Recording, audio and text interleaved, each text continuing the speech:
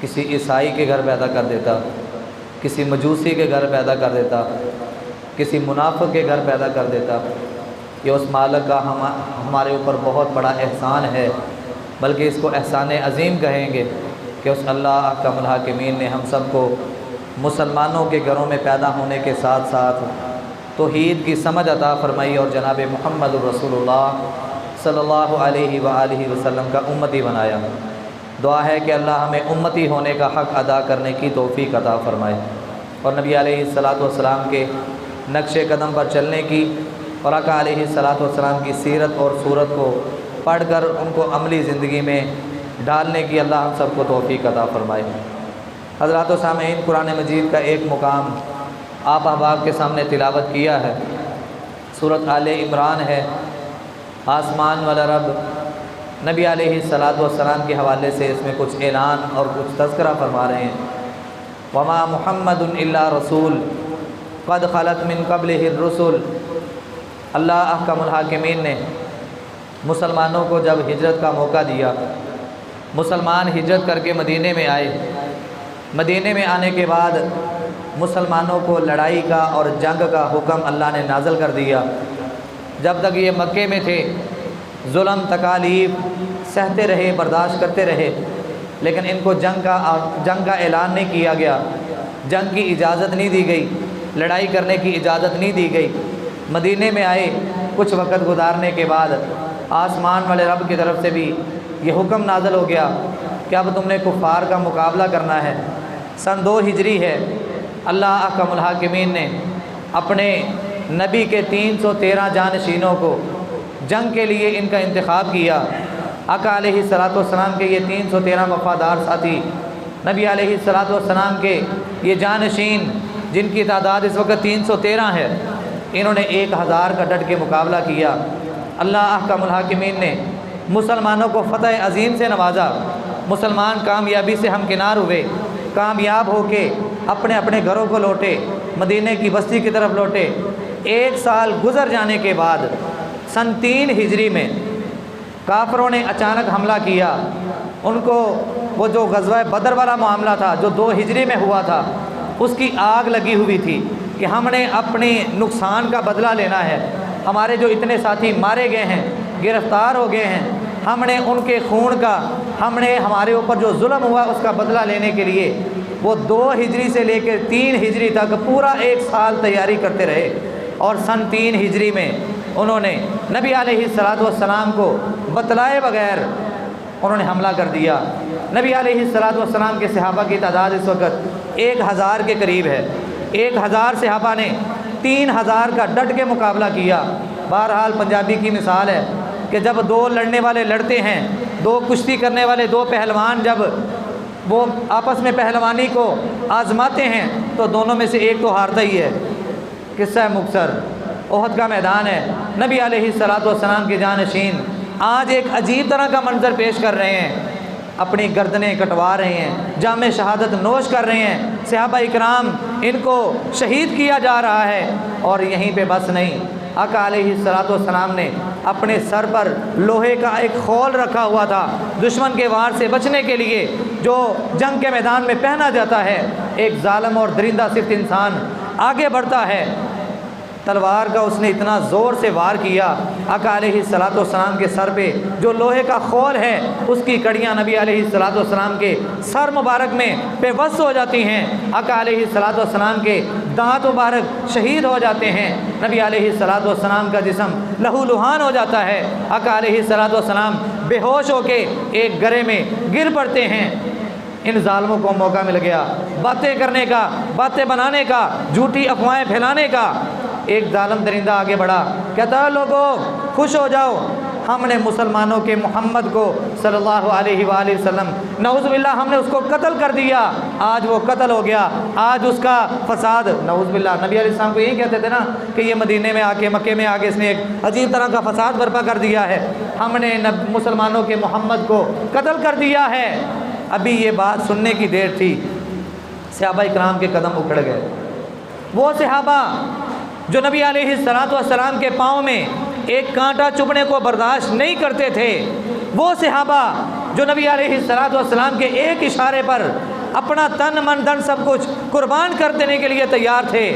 آج ان صحابہ نے جب نبی علیہ الصلوۃ والسلام کے متعلق یہ خبر سنی کہ اس نبی کو شہید کر دیا گیا ہے، صحابہ اکرام کے حوصلے پست ہو گئے، صحابہ اکرام حیران پریشان ہو گئے،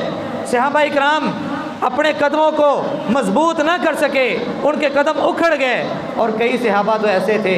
کہ جنہوں نے اس وقت میں جب یہ آواز لگائی گئی تھی، جب یہ جھوٹی افواہ پھیلائی گئی تھی، اس وقت کئی صحابہ کے ذہنوں میں دل و دماغ میں ایک بات آئی، جس نبی کے لیے جیتے تھے،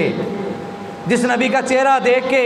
ہم دن کا آغاز کرتے تھے، جس نبی کا چہرہ دیکھ کے ہم رات کی تاریکی کو دیکھتے تھے، جس نبی کا سارا دن ہم دیدار کرتے تھے، جس نبی کے حکموں پر ہم اپنا تن من دھن سب کچھ قربان کرنے کے لیے تیار تھے،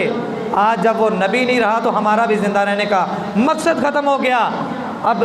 موت ہی ہے نا، اس سے بڑھ کے اور کیا ہو سکتا ہے؟ ہم بھی اپنی جانوں کے نذرانے پیش کر دیتے ہیں۔ آسمان والا رب آسمان پہ بیٹھا یہ سارا منظر دیکھ رہا تھا، آسمان والے رب نے وحی نازل کر دی۔ قرآن کی اس آیت کا مطلب کیا ہے؟ وما محمد الا رسول قد خلت من قبلہ الرسل، اے میرے نبی کے صحابہ، تم ایک نبی کی موت کو لے کے، جبکہ موت ابھی واقع نہیں ہوئی، میرے نبی کو قتل نہیں کیا گیا، کسی کافر کی تلوار میں اتنی جرت نہیں، اتنی ہمت نہیں کہ وہ میرے نبی کے گردن تک پہنچ جائے، میرے نبی کو شہید یا قتل کر دیں، ابھی میرے نبی زندہ ہیں۔ لیکن اے میرے نبی کے صحابہ، تم ایک نبی کی موت کو لے کے اتنا حیران اور پریشان ہو گئے، اس نبی سے پہلے اللہ نے کئی نبی بھیجے جو آتے رہے اور اپنا اپنا وقت پورا کر کے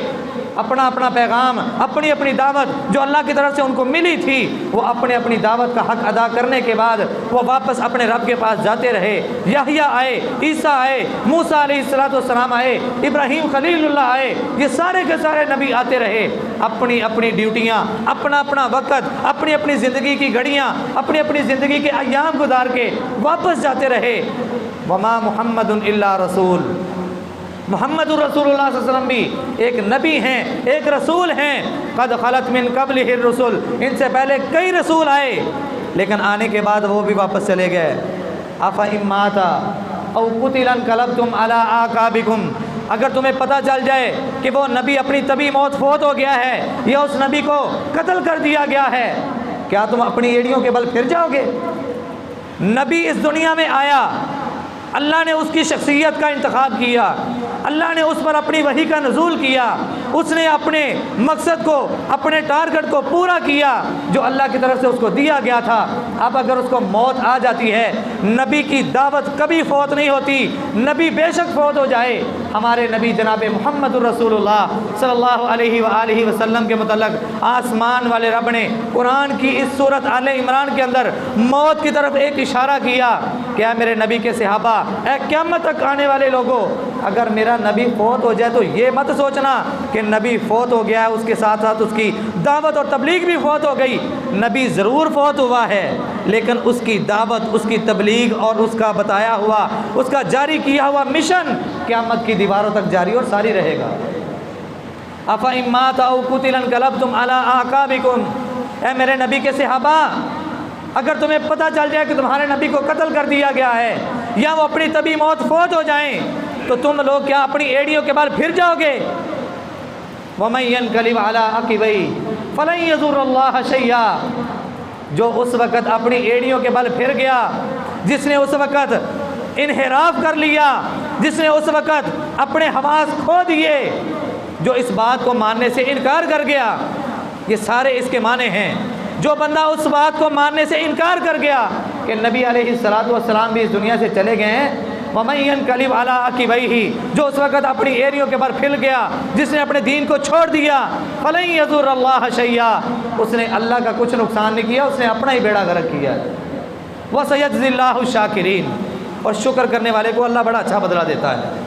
حضرات، قرآن مجید کی یہ آیت میرے اور آپ کے پیر و مرشد جناب محمد الرسول اللہ صلی اللہ علیہ وآلہ وسلم کی موت کی طرف ایک عظیم اشارہ ہے۔ آج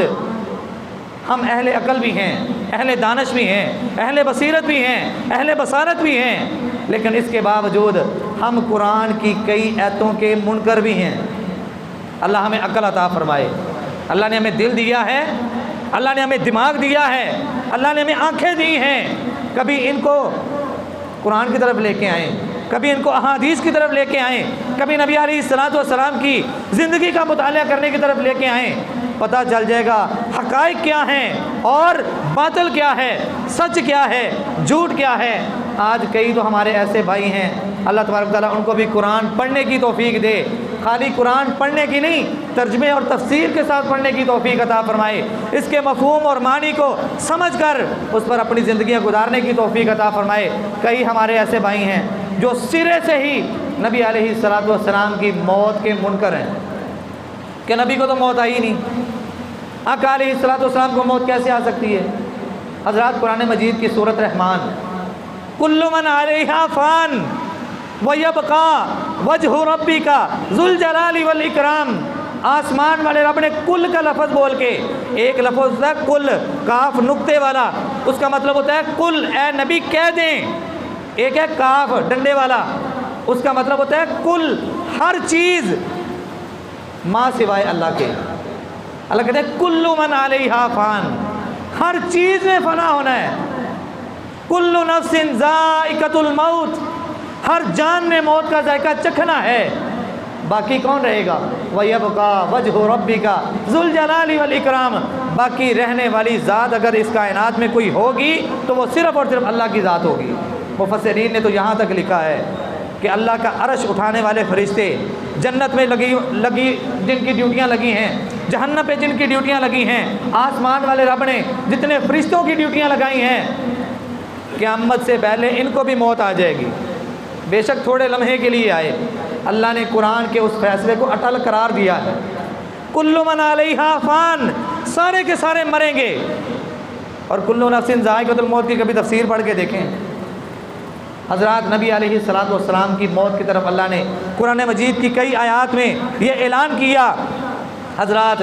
نبی علیہ الصلوۃ والسلام کے بارے میں جب یہ افواہ پھیلائی گئی کہ آقا علیہ الصلوۃ والسلام کو شہید کر دیا گیا ہے، صحابہ اکرام کے قدم اکھڑ جاتے ہیں، بات پھیلتے پھیلتے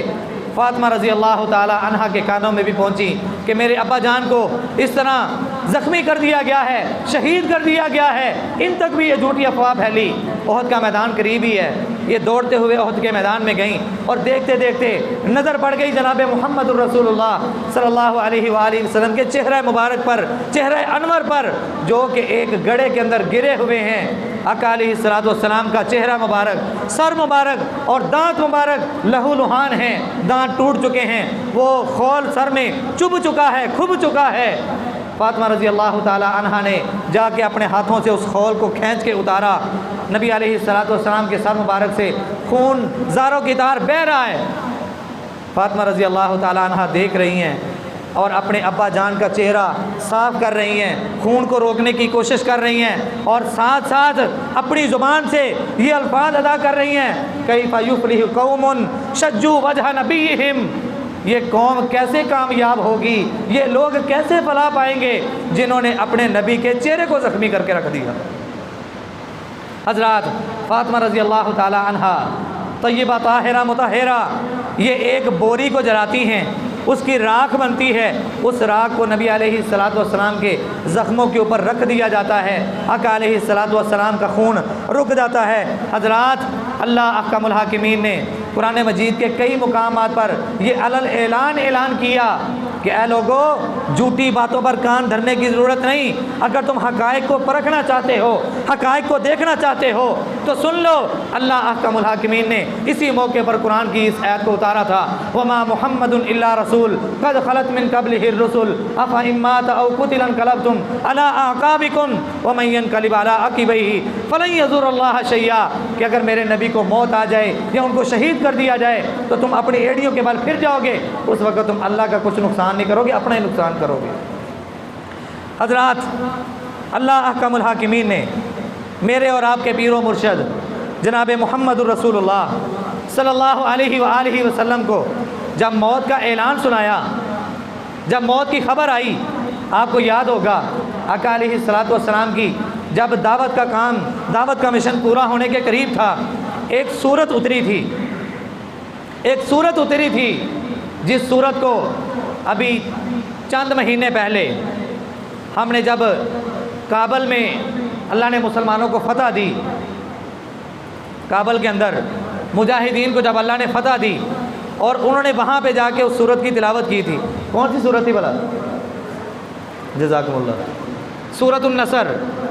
جب یہ سورت وحی کی شکل میں میرے نبی علیہ الصلوۃ والسلام پر آئی نا، آقا علیہ الصلوۃ والسلام نے تلاوت کر کے صحابہ اکرام کو یہ سورت سنائی،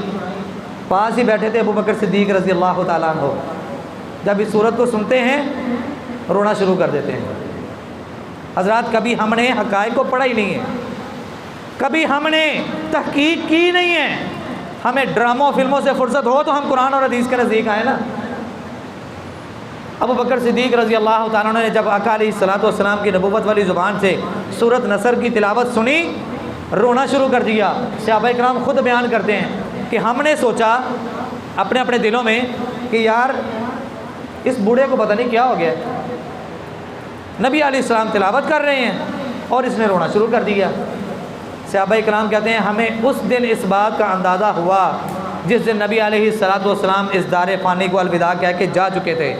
آقا علیہ الصلوۃ والسلام اپنے گھر میں حجرہ عائشہ میں چارپائی پہ چت لیٹے ہیں، روح پرواز کر چکی ہے۔ ہمیں اس دن اس بات کا اندازہ ہوا، ہمیں اس دن اس بات کا علم ہوا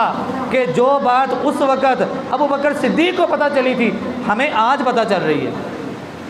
وہ سورت کس طرف اشارہ کر رہی تھی؟ اذا جاء نصر اللہ والفتح ورأیت الناس يدخلون فی دین اللہ افواجا فسبح بحمد ربک واستغفرہ انہ کان توابا۔ میں اللہ کی قسم اٹھا کے کہتا ہوں جو بات ابو بکر کو سمجھ آئی تھی، بعد میں صحابہ کرام کو بھی سمجھ آئی تھی، وہ مجھے اور آپ کو آج تک سمجھ کیوں نہیں آئی؟ قرآن بدل تو نہیں گیا، قرآن وہی ہے، اس کے ترجمے وہی ہیں، تفسیریں وہی ہیں، تو پھر ہم ماننے کے لیے تیار کیوں نہیں؟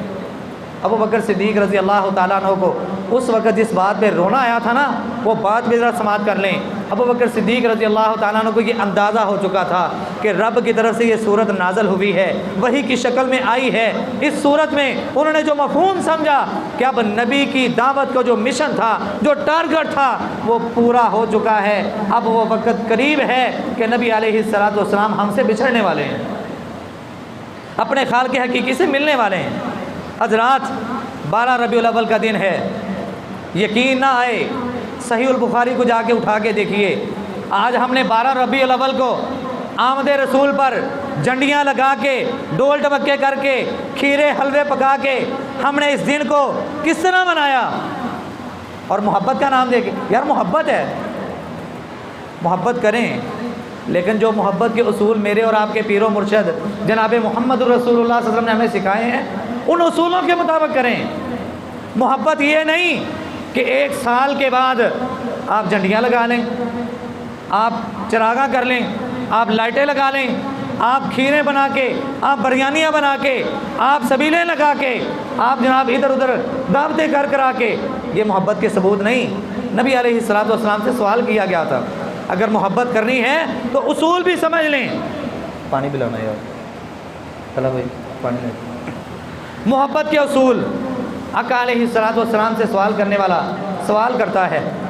اے اللہ کے نبی صلی اللہ علیہ وسلم، آپ سوموار اور جمعرات کا روزہ کیوں رکھتے ہیں؟ توجہ ہے نا سب کی؟ ہم سب نبی علیہ الصلوۃ والسلام کے محب بیٹھے ہوئے ہیں نا، محبت کرتے ہیں کہ نہیں؟ تو محبت کے اصولوں کا بھی اندازہ ہونا چاہیے، پتہ ہونا چاہیے، علم ہونا چاہیے۔ سوال کرنے والا سوال کرتا ہے، اللہ کے نبی صلی اللہ علیہ وسلم، آپ سوموار کا اور جمعرات کے دن کا روزہ کیوں رکھتے ہیں؟ آقا علیہ الصلوۃ والسلام نے وجہ بیان کی، سوموار والے دن میں پیدا ہوا تھا، ایک وجہ۔ مولوی صاحب کیا کہتے ہیں؟ دیکھیں ہی نا، نبی علیہ السلام نے سوموار والے دن روزہ رکھ کے اپنا میلاد آپ منایا، ہم کیا کرتے ہیں؟ روزہ رکھتے ہیں۔ محبت کا اصول تو یہ ہونا چاہیے نا۔ اور پھر سمجھ لیں، نبی علیہ الصلوۃ والسلام نے دوسری حدیث کے الفاظ، آقا علیہ الصلوۃ والسلام فرماتے ہیں، میں سوموار کا اور جمعرات کے دن کا روزہ اس لیے رکھتا ہوں کہ سوموار والے دن اور جمعرات والے دن اعمال اللہ کی طرف بلند کیے جاتے ہیں، اٹھائے جاتے ہیں۔ میں یہ چاہتا ہوں کہ جب میرے عمل آسمان والے رب کی طرف لے جائے جائیں، میں روزے کی حالت میں ہوں، روزے کی حالت میں میرے اعمال کو اللہ کے پاس لے جایا جائے۔ حضرات اس بات کو دلیل کے طور پہ پیش کرنا کہ نبی علیہ الصلوۃ والسلام نے روزہ رکھ کے اپنا میلاد منایا، ہم منائیں گے تو اس میں حرج کیا ہے؟ یہاں پہ قابل غور ایک جملہ عرض کرنے لگا ہوں، اپنے دل کی تختیوں کو کھول کے دل و دماغ کو حاضر کر کے ذرا سن کے جائیے گا۔ نبی علیہ الصلوۃ والسلام نے 1 سال بعد جو سوموار آیا تھا اس کو روزہ رکھا ہے یا ہر سوموار کو روزہ رکھا ہے؟ جی تو پھر رکھو نا ہر سوموار روزہ، ہر سوموار نو میلاد مناؤ۔ محبت کا اصول تو یہ ہے، 1 سال کے بعد تم ایک دن کو مختص کر کے، اور دن بھی وہ جس دن نبی علیہ الصلوۃ والسلام وفات پا رہے ہیں، بزرگ بیٹھے ہیں، فیصلہ ان سے کروا لیں۔ میری بات پہ یقین نہ کریں، اصل میں یہ میری بات نہیں، نبی علیہ الصلوۃ والسلام کی زندگی ہے، احادیث ہیں، قرآن کی باتیں ہیں۔ آج سے 20-22 سال قبل آپ لوگ یقین سے اور پورے اعتماد سے جواب دیجئے گا،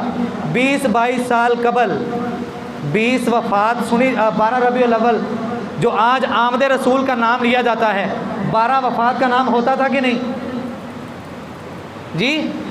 ہوتا تھا کہ نہیں؟ آج اسی 12 وفات کو آمد رسول میں کنورٹ کر دیا گیا۔ یہ دین کے ساتھ دھوکہ نہیں؟ حضرات،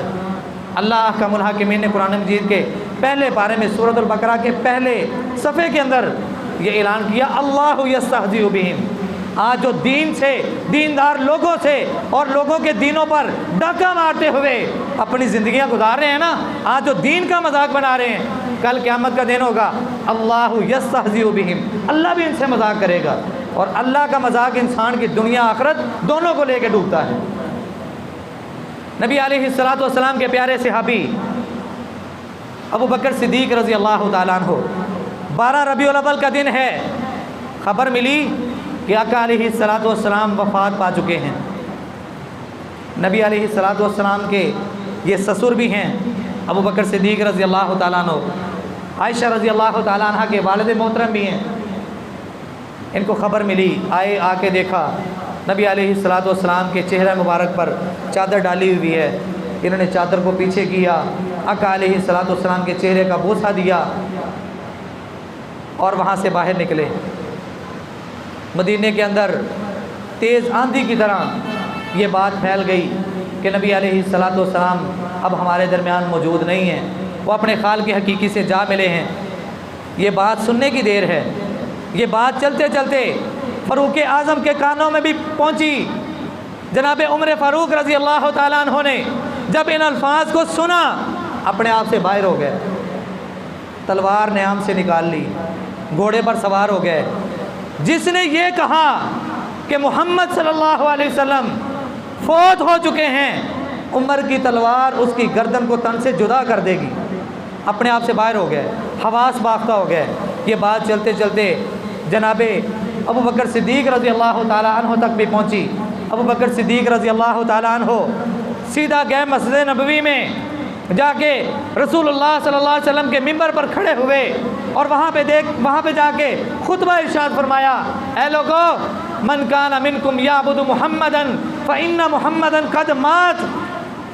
تم میں سے جو محمد الرسول اللہ صلی اللہ علیہ وسلم کی عبادت کرتا تھا، پوجا کرتا تھا، وہ سن لیں، وہ فوت ہو چکے ہیں۔ ومن کان منکم یعبد اللہ فإن اللہ حی لا یموت، اور تم میں سے جو اللہ کی عبادت کرتا تھا نا، جو اللہ کو پوجتا تھا، وہ سن لے کہ اس کا اللہ زندہ ہے، اس کو کبھی موت نہیں آئے گی۔ عمر فاروق رضی اللہ تعالیٰ عنہ کے کانوں میں جب یہ الفاظ پڑھے تو کہتے ہیں میں اللہ کی قسم اٹھا کے کہتا ہوں کہ مجھے لگا کہ جیسے آج ان پر کوئی وحی نازل ہو گئی۔ ان کے الفاظوں نے عمر فاروق رضی اللہ تعالیٰ عنہ کو حوصلہ دیا، اور اسی موقع پر ابو بکر صدیق رضی اللہ تعالیٰ عنہ نے ان کلمات کو اپنی زبان سے ادا کیا تھا جو ہم نے ابتدا میں سنے تھے، وما محمد الا رسول قد خلت من قبلہ الرسل، کہ محمد اللہ کے رسول ہیں صلی اللہ علیہ وسلم، ان سے پہلے کتنے رسول آئے، سارے کے سارے موت کی لپیٹ میں آئے۔ افا اماتا او قتل انقلبتم علی اعقابکم، وہ نبی اگر فوت ہو جائے یا اس کو شہید کر دیا جائے، تم اس وقت اپنی ایڑیوں کے بل پھر جاؤ گے، اس وقت تم اپنا نقصان کرو گے، اللہ کا کوئی نقصان نہیں کرو گے۔ حضرات، عربی کا ایک شاعر بڑی پیاری بات کہتا ہے، الموت قدح کل نفس شاربوہا، موت ایک ایسا مشروب ہے، موت ایک ایسا جام ہے کہ ہر نفس نے اس کو پینا ہے، ہر جان نے اس کو پینا ہے۔ والقبر باب کل نفس داخلوها، اور قبر کا دروازہ ایک ایسا دروازہ ہے کہ ہر انسان نے اس میں داخل ہونا ہے۔ حضرات، انسان موت کا منکر نہیں ہو سکتا۔ وہ موت چاہے میری یا آپ کی ہو، وہ موت ہمارے عزیز و اقارب میں سے کسی کی ہو، وہ موت میرے اور آپ کے پیر و مرشد جناب محمد الرسول اللہ صلی اللہ علیہ وآلہ وسلم کی کیوں نہ ہو، کیونکہ اللہ نے قرآن کے اندر واضح اعلان کر دیا، کل من علیہا فان ویبقى وجہ ربک ذو الجلال والاکرام، کہ صرف باقی رہے گا تو اللہ کا چہرہ۔ اچھا یہاں پہ رکے نا، ایک بات اور ذرا ذہن نشین کر لیں۔ موسیٰ علیہ السلام اس کائنات میں آئے،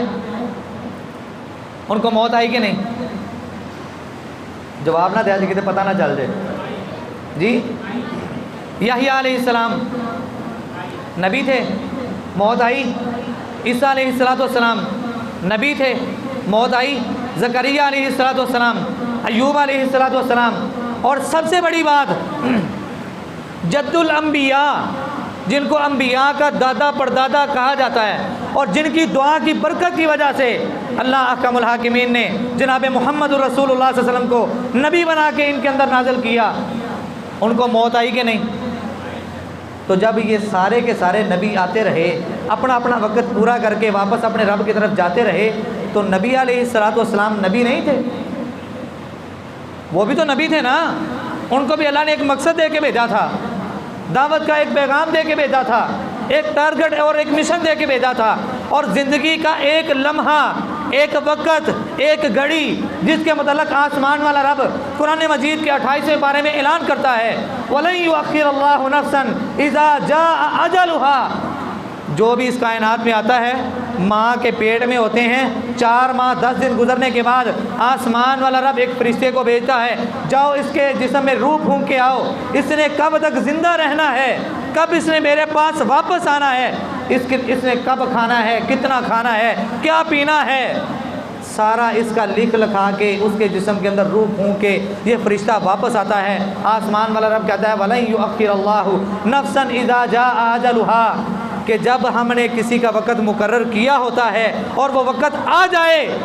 ہم اس میں 1 سیکنڈ کے لیے بھی تاخیر نہیں کرتے۔ وہ وقت جب نبی علیہ السلام پر آیا تو پھر ہم اس کے منکر کیوں ہیں؟ نبیوں کا ایک خاصہ ہے۔ حضرات، وقت ہو چکا ہے، انشاءاللہ آئندہ جمعے یہاں سے ہی اپنی بات کا آغاز کریں گے۔ میں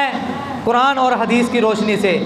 اپنی اصلاح کے لیے اور آپ سب کی اصلاح کے لیے جو باتیں بیان کر چکا ہوں، میری دعا ہے کہ اللہ مجھے اور آپ کو ان کو اپنے دل و دماغ میں جگہ دینے کی توفیق عطا فرمائے، ہمیں قرآن و سنت کو پڑھنے کی اور حقیقی معنوں میں اس کے مفہوم اور تفاسیر کو سمجھنے کی اور اس پر عمل کرنے کی ہم سب کو توفیق عطا فرمائے۔ حضرات، نبی علیہ السلام کی موت کے جو منکر ہیں ان کو قرآن کی آیتوں کا خیال کرنا چاہیے کہ وہ اس بات کا اعتراف کر کے کہ نبی کو موت نہیں آئی، نبی فوت نہیں ہو سکتا، وہ قرآن کے کتنے بڑے ذخیرے کا انکار کر رہے ہیں، نبی علیہ السلام کی احادیث کا انکار کر رہے ہیں، صحابہ اکرام کی سیرت کا انکار کر رہے ہیں۔ انشاءاللہ آئندہ جمعے اسی بات کو نکھیڑ کے بیان کریں گے۔ اللہ احکم الحاکمین، اگر ہم نبی علیہ السلام سے محبت کرتے ہیں اور یقیناً کرتے ہیں، اللہ ہمیں ویسی محبت کرنے کی توفیق عطا فرمائے جس طرح کی محبت نبی علیہ السلام کے صحابہ نے کی، ہمیں ویسے نمونے پیش کرنے کی توفیق عطا فرمائے، اور جو محبت کے اصول نبی نے اپنے صحابہ کو سکھائے اور صحابہ اکرام نے احادیث کی روشنی میں میرے اور آپ تک پہنچائے، اللہ ہمیں ان اصولوں کو بھی پڑھنے کی اور ان پر اپنی زندگیاں گزارنے کی توفیق عطا فرمائے۔ آخر دعوانا ان الحمد للہ رب العالمین۔